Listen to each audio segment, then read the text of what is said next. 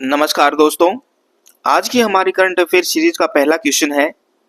अंतर्राष्ट्रीय परमाणु ऊर्जा एजेंसी IAEA के तहत वर्ष 2026 के लिए क्षेत्रीय सहयोग समझौते का अध्यक्ष किस देश को नियुक्त किया गया है? तो दोस्तों, इसका सही आंसर रहेगा ऑप्शन बी, भारत। भारत को अंतर्राष्ट्रीय परमाणु ऊर्जा एजेंसी यानी IAEA के तहत परमाणु विज्ञान और प्रौद्योगिकी अनुसंधान, विकास और प्रशिक्षण से जुड़े क्षेत्रीय सहयोग समझौते यानी RCA रीजनल कोऑपरेटिव एग्रीमेंट के लिए वर्ष 2026 का अध्यक्ष नियुक्त किया गया है। यह वैश्विक मंच पर भारत की परमाणु साख को दर्शाता है।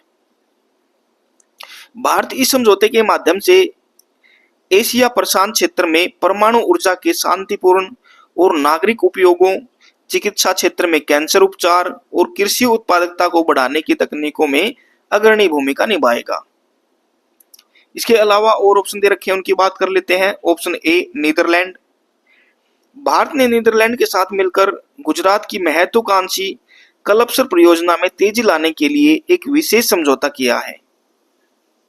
कलपसर परियोजना के तहत खंबात की खाड़ी में दुनिया का सबसे बड़ा ताजे पानी का जलाशय बनाने की योजना है, जिसमें डच यानी नीदरलैंड तटीय और बांध विशेषज्ञता की मदद ली जा रही है।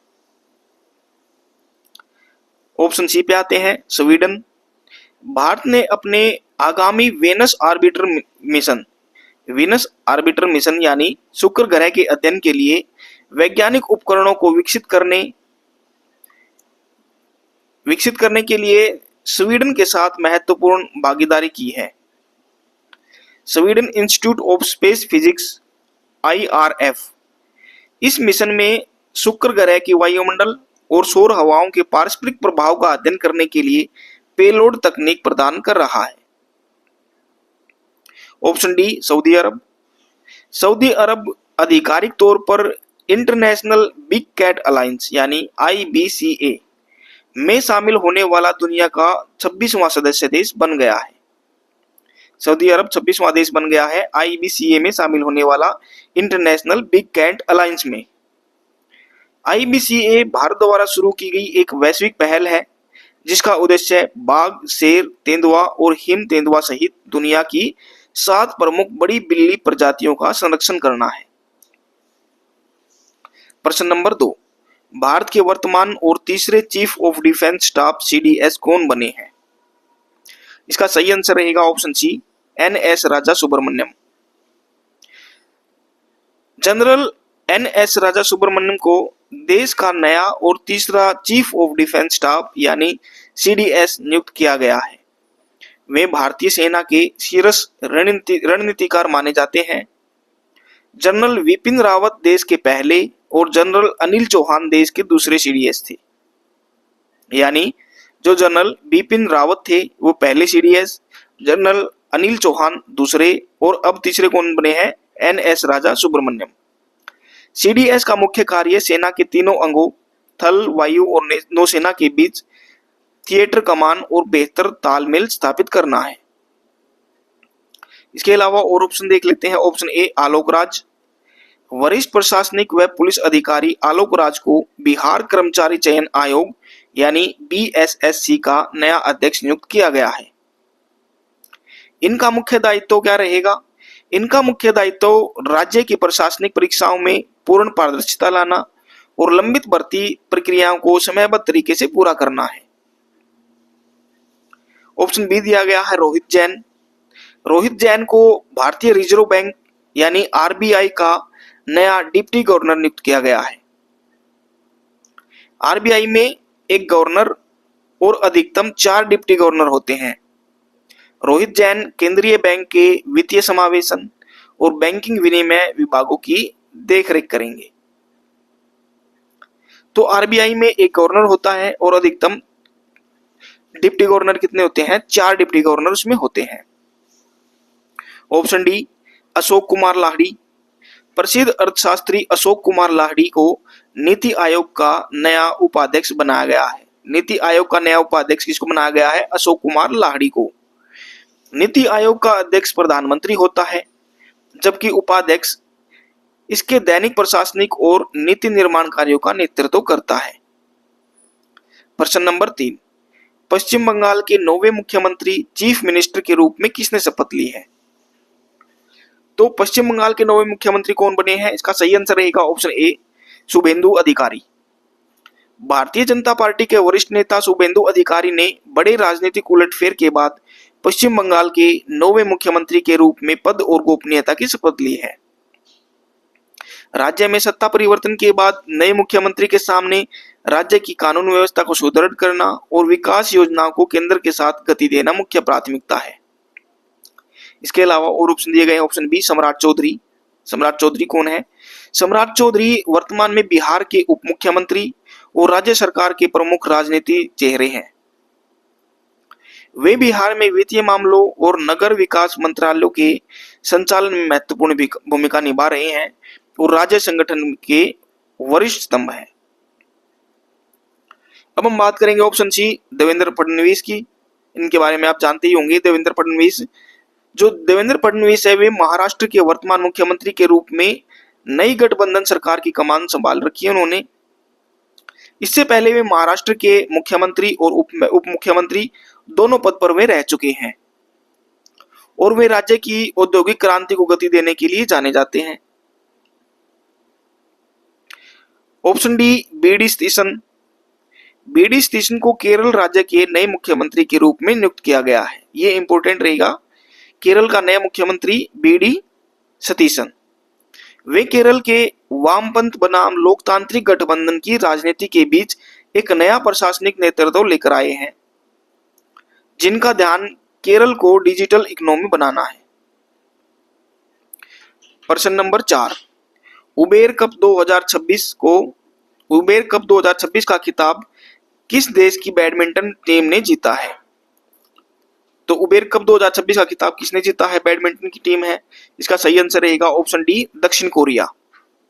दक्षिण कोरिया की महिला बैडमिंटन टीम ने शानदार खेल का प्रदर्शन करते हुए प्रतिष्ठित उबेर कप 2026 का खिताब अपने नाम कर लिया है।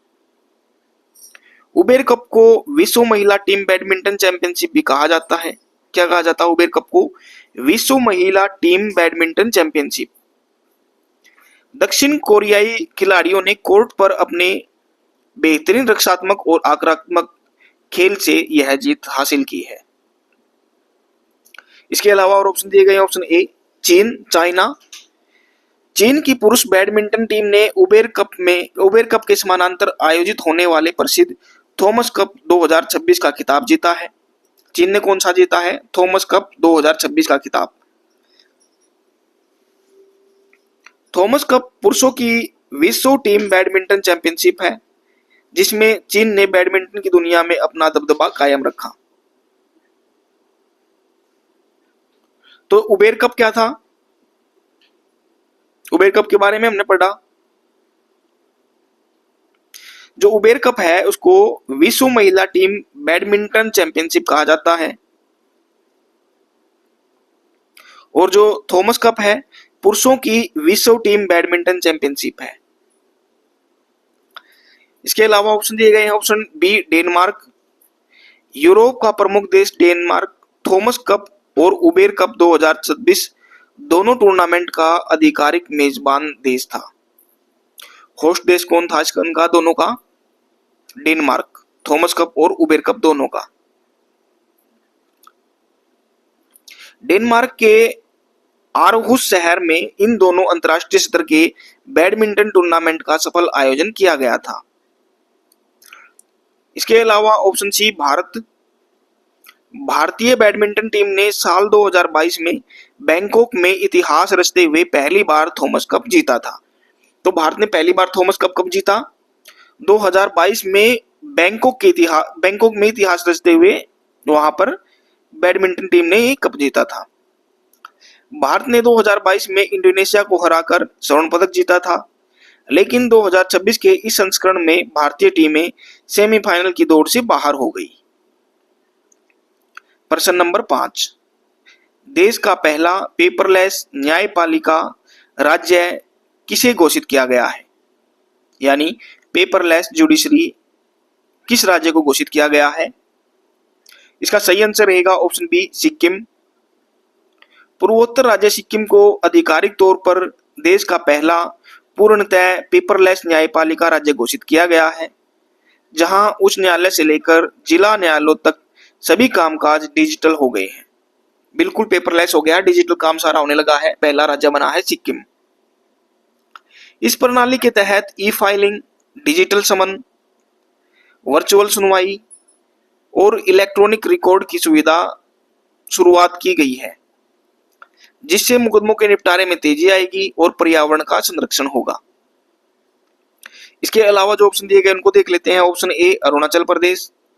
अरुणाचल प्रदेश के मंत्रिमंडल ने हाल ही में राज्य की सीमाओं की सुरक्षा और प्रवासियों के नियमन के लिए इनर लाइन परमिट यानी ILA inner line permit system के नए डिजिटल संस्करण को मंजूरी दी है। तो ILP इनर लाइन परमिट कहां से संबंधित है? अरुणाचल प्रदेश। अरुणाचल प्रदेश में प्रवेश करने वाले किसी भी बाहरी नागरिक के लिए ILP एक अनिवार्य यात्रा दस्तावेज है, जिसे अब पूरी तरह ऑनलाइन और सुगम बना दिया गया है। Option C Mizoram. मिजोरम सरकार ने अपने राज्य में उच्च गुणवत्ता वाले भौगोलिक संकेतक यानी GI प्रमाणित अदरक की व्यावसायिक खेती को बढ़ावा देने के लिए अदरक मिशन जिंजर मिशन शुरू किया है। तो जिंजर मिशन किसने शुरू किया है? मिजोरम सरकार ने, मिजोरम ने। इस मिशन के तहत स्थानीय किसानों को आधुनिक प्रसंस्करण इकाई, प्रोसेसिंग यूनिट और राष्ट्रीय स्तर पर बाजार उपलब्ध कराया जा रहा है। इसके अलावा ऑप्शन डी है छत्तीसगढ़।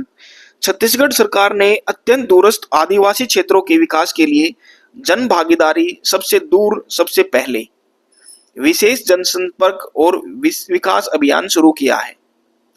तो छत्तीसगढ़ ने क्या शुरू किया है? जो अत्यंत दूरस्थ आदिवासी क्षेत्र हैं, उनके विकास के लिए जन भागीदारी सबसे दूर सबसे पहले, ये अभियान उन्होंने शुरू किया है। इसका मुख्य उद्देश्य है राज्य के घोर नक्सल प्रभावित या दुर्गम पहाड़ी गांवों तक बिजली, सड़क, स्वास्थ्य और राशन की सरकारी सुविधाओं को प्राथमिकता के आधार पर पहुंचाना है। प्रश्न नंबर 6, अंतर्राष्ट्रीय प्रेस स्वतंत्रता सूचकांक 2026 वर्ल्ड प्रेस फ्रीडम इंडेक्स में कौन सा देश पहले स्थान पर रहा है? तो अंतर्राष्ट्रीय प्रेस स्वतंत्रता सूचकांक 2026 में सबसे आगे रहा है। इसका सही आंसर रहेगा option A Norway. Reports without borders RSF reports without borders द्वारा जारी अंतर्राष्ट्रीय प्रेस स्वतंत्रता सूचकांक 2026 में नॉर्वे ने लगातार अपनी शीर्ष स्थिति बरकरार रखते हुए दुनिया में पहला स्थान हासिल किया है। तो पहला स्थान किसका रहा? नॉर्वे का। ये जो सूचकांक है ये किसने जारी किया? रिपोर्ट्स विदाउट बॉर्डर्स RSF द्वारा। नॉर्वे में पत्रकारों की सुरक्षा, अभिव्यक्ति की आजादी और मीडिया पर राजनीतिक हस्तक्षेप न होने के कारण इसे पत्रकारिता के लिए दुनिया का सबसे सुरक्षित और स्वतंत्र देश माना गया है। इसके अलावा और ऑप्शन दिए गए हैं। Option B Bharat. इस वैश्विक सूचकांक में दुनिया के कुल 180 देशों और क्षेत्रों की सूची में भारत को 157वां स्थान प्राप्त हुआ है। तो सबसे टॉप पर रहा है नॉर्वे, भारत का स्थान रहा है 157वां। भारत की रैंकिंग में आई इस गिरावट का कारण मीडिया के ध्रुवीकरण और पत्रकारों के लिए सुरक्षा संबंधी चुनौतियों को बताया जा रहा है, जिस पर देश में सुधार की आवश्यकता जताई गई है। Option C Iraq. मध्य पूर्व के प्रमुख देश इराक के नए प्रधानमंत्री के रूप में अली फलह कादिम अल-जदी को नियुक्त किया गया है। तो इराक के नए प्रधानमंत्री कौन बने हैं? अली फलह कादिम अल-जदी। अली फलह कादिम अल-जदी। इराक में लंबे समय से चल रहे राजनीतिक संकट और आंतरिक अशांति के बीच नई सरकार का गठन स्थिरता लाने के उद्देश्य से किया गया है। Option D America. Stockholm International Peace Research Institute यानी SIPRI Stockholm International Peace Research Institute की ताजा रिपोर्ट के अनुसार अमेरिका सैन्य और रक्षा खर्च के मामले में दुनिया भर में शीर्ष स्थान पर है। सैन्य और रक्षा खर्च के मामले में दुनिया में सबसे शीर्ष स्थान पर कौन है? अमेरिका। ये रिपोर्ट किसके अनुसार है? Stockholm International Peace Research Institute. America का वार्षिक रक्षा बजट दुनिया के कई देशों की कुल बजट से भी अधिक है और यह आधुनिक सैन्य प्रौद्योगिकियों और हथियारों का सबसे बड़ा उत्पादक व उपभोक्ता है।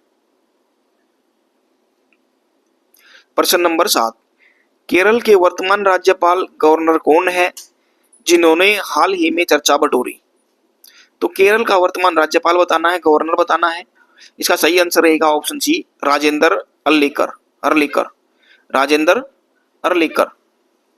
वरिष्ठ राजनीतिज्ञ राजेंद्र अर्लेकर वर्तमान के केरल के नए राज्यपाल के रूप में कार्यरत हैं और उन्होंने राज्य के विकास व शिक्षा सुधारों में सक्रिय भूमिका निभाई है।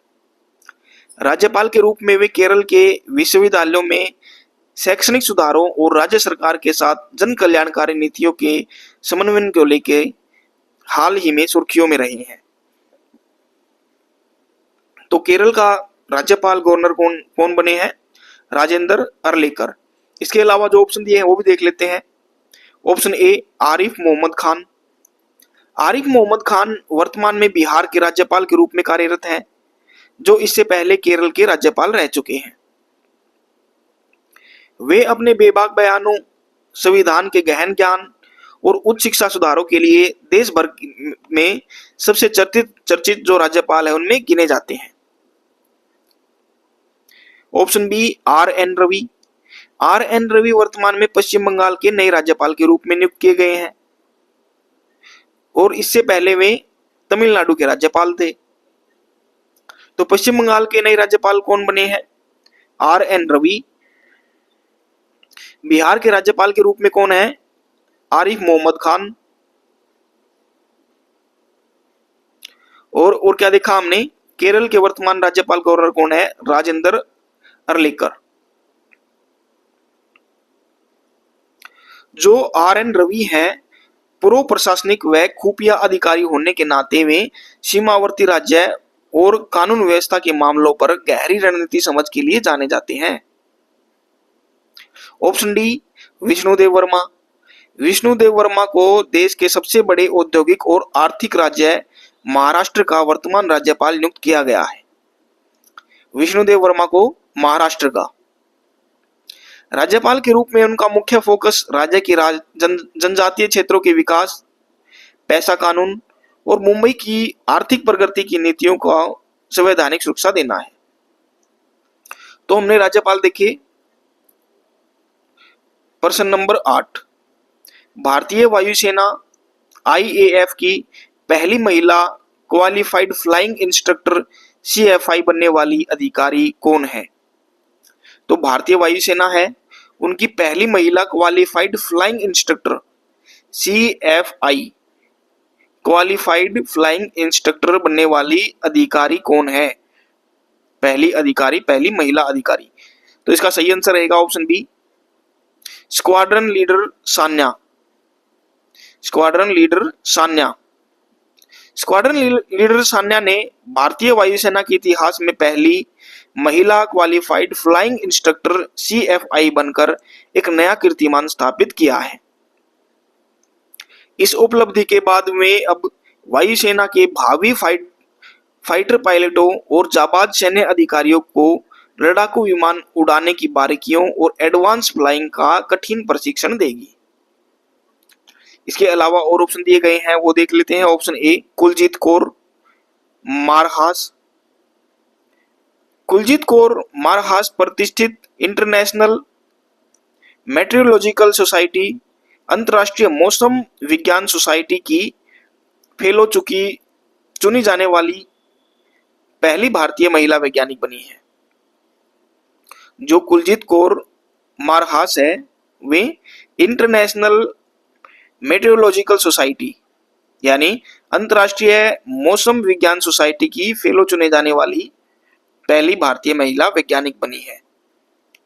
उन्होंने जलवायु परिवर्तन और मानसूनी हवाओं के पूर्वानुमान मॉडल पर अपूर्वभूत शोध किया है, जिसके लिए उन्हें यह वैश्विक सम्मान मिला है। ऑप्शन सी, सोमा मंडल।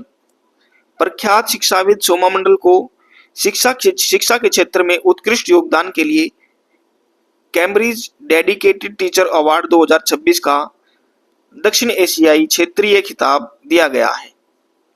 तो सोमा मंडल को, प्रख्यात शिक्षाविद सोमा मंडल को शिक्षा के क्षेत्र में उत्कृष्ट योगदान के लिए कैम्ब्रिज डेडिकेटेड टीचर अवार्ड 2026 का दक्षिण एशियाई क्षेत्रीय खिताब दिया गया है।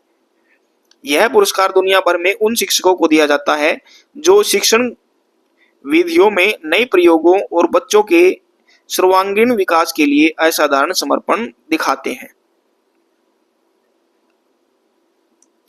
ऑप्शन डी दिया गया है, लिन वैन चैंग।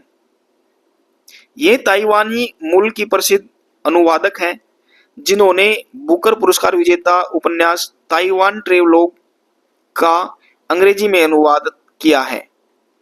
किसी भी अंतर्राष्ट्रीय बुकर पुरस्कार में लेखक के साथ साथ अनुवादक को भी बराबर की पुरस्कार राशि और सम्मान दिया जाता है, क्योंकि वे स्थानीय साहित्य को वैश्विक पहचान दिलाते हैं। तो अंतर्राष्ट्रीय बुकर पुरस्कार में क्या होता है, लेखक के साथ साथ अनुवादक जो रहता है उनको भी बराबर की पुरस्कार राशि और सम्मान दिया जाता है। प्रश्न नंबर 9, उत्तर प्रदेश के किस जिले की झील को देश की 99वीं रामसर साइट घोषित किया गया है? उत्तर प्रदेश की झील है 99वीं रामसर साइट घोषित किया गया है, कौन सी है वो? इसका सही आंसर रहेगा ऑप्शन डी, अलीगढ़ शेखा झील। उत्तर प्रदेश के अलीगढ़ जिले में स्थित ऐतिहासिक शेखा झील को अंतर्राष्ट्रीय महत्व के आर्द्र भूमि के रूप में भारत की 99वीं रामसर साइट घोषित किया गया है। उत्तर प्रदेश के अलीगढ़ की जो है शेखा झील को। यह झील मध्य एशिया से आने वाले हजारों प्रवासी पक्षियों का महत्वपूर्ण जो प्रमुख बसेरा है। रामसर साइट का दर्जा मिलने से इस झील को के पर्यावरण और जैव विविधता के संरक्षण के लिए अंतर्राष्ट्रीय फंड और तकनीकी सहायता मिलेगी। इसके अलावा और ऑप्शन दिए गए हैं। ऑप्शन ए, पटना पक्षी अभ्यारण्य। पटना पक्षी अभ्यारण्य उत्तर प्रदेश के एटा जिले में स्थित एक बेहद प्रसिद्ध रामसर स्थल है, जो पहले ही इस सूची में शामिल हो चुका है।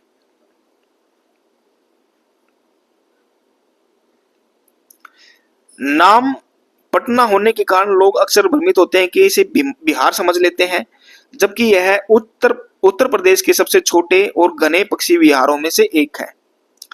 देखिए, पटना जो है वो बिहार की राजधानी है, इसलिए ये जो पटना पक्षी अभ्यारण्य है इसको हम बिहार से जोड़ते हैं, लेकिन सिर्फ नाम पटना है। ये पड़ता कहां पर है? उत्तर प्रदेश के अंदर। ये बेहद ही प्रसिद्ध रामसर स्थल है। इसके अलावा दिया गया ऑप्शन बी, बक्सर। बक्सर बिहार का एक ऐतिहासिक जिला है, जहां हाल ही में जेके सीमेंट समूह ने एक बड़े अत्याधुनिक और पर्यावरण अनुकूल सीमेंट ग्राइंडिंग प्लांट का उद्घाटन किया है। इस उद्योग से इस क्षेत्र के हजारों स्थानीय युवाओं को प्रत्यक्ष व अप्रत्यक्ष रोजगार के नए अवसर मिलेंगे और औद्योगिक विकास को गति मिलेगी। ऑप्शन सी दिया गया है, नागपुर। महाराष्ट्र के नागपुर शहर में देश की सुरक्षा एजेंसियों की राष्ट्रीय स्तर की Akhil Bharatiya police duty meet का सफल आयोजन किया गया था। नागपुर में क्या किया गया था? जो देश की सुरक्षा एजेंसियों की राष्ट्रीय स्तर की Akhil Bharatiya police duty meet का आयोजन कहां किया गया था? नागपुर में, महाराष्ट्र के नागपुर में। इस राष्ट्रीय सम्मेलन में आधुनिक अपराधों, साइबर फोरेंसिक, खोजी कुत्तों के उपयोग और वैज्ञानिक जांच प्रणालियों पर देश भर के पुलिस बलों ने अपनी उत्कृष्ट तकनीकों का प्रदर्शन किया था। प्रश्न नंबर 10, कृषि मंत्रालय द्वारा 2 दिवसीय कृषि कार्यक्रम फ्रूट होराइजन 2026 का आयोजन कहां किया गया? कृषि मंत्रालय के द्वारा किया गया 2 दिवसीय कृषि कार्यक्रम फ्रूट होराइजन 2026। तो इसका सही आंसर रहेगा ऑप्शन ए, लखनऊ। केंद्रीय कृषि एवं किसान कल्याण मंत्रालय द्वारा फलों के उत्पादन, निर्यात और आधुनिक बागवानी तकनीकों पर आधारित 2 दिवसीय कार्यक्रम फ्रूट होराइजन 2026 का आयोजन उत्तर प्रदेश की राजधानी लखनऊ में किया गया। उत्तर प्रदेश देश में आम, अमरूद और अन्य फलों के प्रमुख उत्पादक राज्य के रूप में है। इस सम्मेलन का मुख्य उद्देश्य है किसानों को कोल्ड स्टोरेज चेन और अंतर्राष्ट्रीय बाजारों से जोड़कर उनकी आय को दोगुना करना है। इसके अलावा और ऑप्शन दिए गए हैं उनको भी देख लेते हैं। नई दिल्ली, भारत की राजधानी नई दिल्ली में दुनिया की सबसे बड़ी कपड़ा और वस्त्र प्रदर्शनियों में से एक भारत टेक्स 2026 और राष्ट्रीय उत्पादकता शिखर सम्मेलन का भव्य आयोजन हुआ। क्या हुआ नई दिल्ली में 2026 में? जो कपड़ा और वस्त्र प्रदर्शनियां हैं, भारत टेक्स 2026 और राष्ट्रीय उत्पादकता शिखर सम्मेलन, इनका आयोजन कहाँ हुआ? नई दिल्ली में। भारत टेक्स प्रदर्शनी का उद्देश्य है भारतीय हथकरघा, खादी और आधुनिक वस्त्र उद्योगों को वैश्विक खरीदारों के सामने प्रदर्शित कर निर्यात को बढ़ावा देना था। ऑप्शन सी दिया गया है बेंगलुरु। बेंगलुरु जो कर्नाटक की राजधानी है और आईटी हब बेंगलुरु में प्रधानमंत्री नरेंद्र मोदी ने आधुनिक तकनीक से निर्मित विशाल ध्यान मंदिर यानी मेडिटेशन सेंटर का उद्घाटन किया है।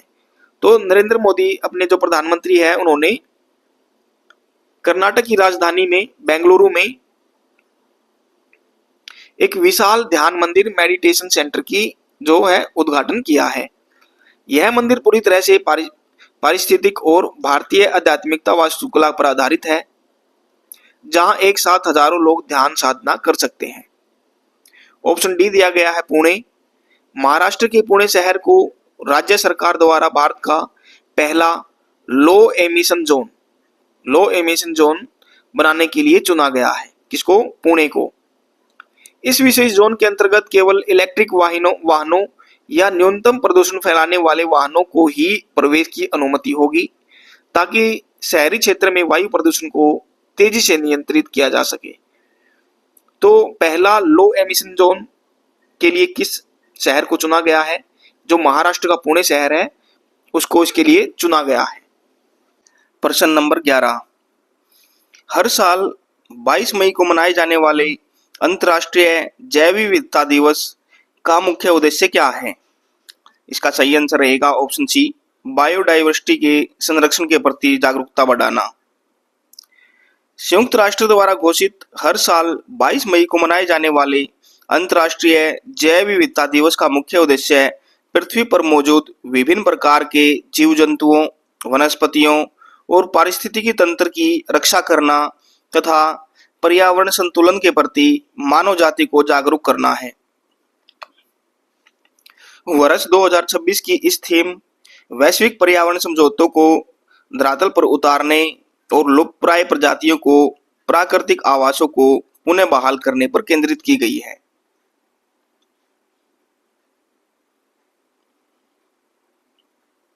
तो जो 22 मई को मनाया जाता है अंतर्राष्ट्रीय जैव विविधता दिवस, इंटरनेशनल बायोडायवर्सिटी डे, इसका मुख्य उद्देश्य क्या है इस बार? बायोडायवर्सिटी के संरक्षण के प्रति जागरूकता बढ़ाना। ऑप्शन सी इसका सही रहेगा। इसके अलावा और ऑप्शन दिए गए हैं। ऑप्शन ए, डिजिटल बैंकिंग को बढ़ावा देना। भारत का केरल राज्य अपनी सभी ग्राम पंचायतों और सहकारी समितियों में 100% डिजिटल बैंकिंग और वित्तीय साक्षरता लागू करने के लिए देश भर में व्यापक चर्चा में रहा है। तो डिजिटल बैंकिंग को बढ़ावा देने में कौन अग्रणी रहा है? केरल राज्य। ऑप्शन बी, मजदूरों के अधिकारों की रक्षा। दुनिया भर में श्रमिकों और मजदूरों के योगदान को सम्मान देने और उनके अधिकारों की रक्षा के लिए हर साल 1 मई को अंतर्राष्ट्रीय मजदूर दिवस, इंटरनेशनल लेबर डे मनाया जाता है। इसकी शुरुआत 19वीं शताब्दी में काम के घंटे तय करने और सुरक्षित कार्यस्थल की मांग को लेकर हुए आंदोलनों के बाद अंतर्राष्ट्रीय श्रम संगठन ILO के प्रयासों से हुई। तो जो अंतर्राष्ट्रीय मजदूर दिवस है, इंटरनेशनल लेबर डे, कब मनाया जाता है? 1 मई को। इसकी शुरुआत 19वीं शताब्दी में काम के घंटे तय करने और सुरक्षित कार्यस्थल की मांग को लेकर आंदोलन हुआ था, उनके प्रयासों के द्वारा बाद में अंतर्राष्ट्रीय श्रम संगठन के द्वारा ILO के द्वारा की गई। ऑप्शन डी, कैंसर की रोकथाम। कैंसर जैसी जानलेवा बीमारी के बारे में वैश्विक जागरूकता फैलाने, शुरुआती लक्षणों की पहचान और उपचार को बढ़ावा देने के लिए प्रति वर्ष 4 फरवरी को विश्व कैंसर दिवस मनाया जाता है। तो विश्व कैंसर दिवस मनाया जाता है कब? 4 फरवरी को। इसके अलावा अन्य विशिष्ट स्वास्थ्य दिवस जैसे विश्व स्वास्थ्य दिवस 7 अप्रैल को, ये भी समाज को निरोगी बनाने के उद्देश्य से मनाए जाते हैं। प्रश्न नंबर 12, भारत का पहला समर्पित कैबिनेट स्तरीय एआई मंत्रालय शुरू करने वाला राज्य कौन सा है? तो इसका सही आंसर रहेगा ऑप्शन बी, केरल। तो पहला कैबिनेट स्तरीय एआई मंत्रालय किसने शुरू किया? केरल ने। केरल भारत का पहला ऐसा राज्य बन गया है जिसने सूचना प्रौद्योगिकी विभाग से अलग सीधे कैबिनेट स्तर पर एक समर्पित आर्टिफिशियल इंटेलिजेंस यानी एआई मंत्रालय का गठन किया है। यह नया मंत्रालय राज्य के सरकारी कामकाज, साइबर सुरक्षा, ट्रैफिक प्रबंधन, कृषि और स्वास्थ्य क्षेत्र में एआई और मशीन लर्निंग तकनीकों के नैतिक व सुरक्षित उपयोग को विनियमित और प्रोत्साहित करेगा। इसके अलावा ऑप्शन दिए गए, ऑप्शन ए महाराष्ट्र। महाराष्ट्र राज्य केंद्र सरकार की प्रमुख बुनियादी ढांचा परियोजनाओं जैसे पीएम गति शक्ति, डिजिटल इंडिया को सबसे बेहतर और त्वरित तरीके से जमीन पर लागू करने के मामले में देश में नंबर 1 रहा है। तो महाराष्ट्र नंबर 1 रहा है इसमें, जो सरकार की प्रमुख बुनियादी ढांचा परियोजना है उनको धरातल पर एग्जीक्यूट करने के मामले में प्रथम स्थान पर रहा है। महाराष्ट्र ने प्रत्यक्ष विदेशी निवेश यानी एफडीआई और औद्योगिक स्टार्टअप को आकर्षित करने में भी इस वर्ष राष्ट्रीय स्तर पर शीर्ष स्थान प्राप्त किया है। एफडीआई के मामले में और औद्योगिक स्टार्टअप को आकर्षित करने में भी पहला स्थान हासिल किया किसने? महाराष्ट्र ने। Option C Tamil Nadu. दक्षिण भारत का प्रमुख राज्य तमिलनाडु वर्तमान में कुल 20 रामसर साइट के साथ देश में सबसे अधिक अंतर्राष्ट्रीय आर्द्र भूमि वाला राज्य बन गया है। सबसे ज्यादा रामसर साइट आर्द्र भूमि वाला जिला कौन सा है? राज्य कौन सा है? तमिलनाडु। 20 रामसर साइट इनमें है। तमिलनाडु की मन्नार की खाड़ी, वेदांतल पक्षी अभयारण्य और पिचावरम मैंग्रोव जैसे स्थल इस सूची में शामिल है, जो पर्यावरण संरक्षण में राज्य की सफलता को दर्शाते हैं। Option D Arunachal Pradesh. केंद्रीय दूरसंचार एवं नागरिक उड्डयन मंत्री ज्योतिरादित्य सिंधिया ने अरुणाचल प्रदेश के सुदूर सीमावर्ती गांवों को इंटरनेट से जोड़ने के लिए अरुणाचल केवी नामक विशेष हाई स्पीड कनेक्टिविटी मिशन शुरू किया है। इस मिशन के तहत दुर्गम पहाड़ी क्षेत्रों में सैटेलाइट और ऑप्टिकल फाइबर नेटवर्क के माध्यम से डिजिटल शिक्षा और ई गवर्नेंस सेवाओं को सुलभ बनाया जा रहा है। तो दोस्तों, ये थे आज के हमारे करंट अफेयर पर आधारित क्वेश्चन। आशा करते हैं वीडियो आपको पसंद आई होगी। मिलते हैं नेक्स्ट वीडियो में। धन्यवाद।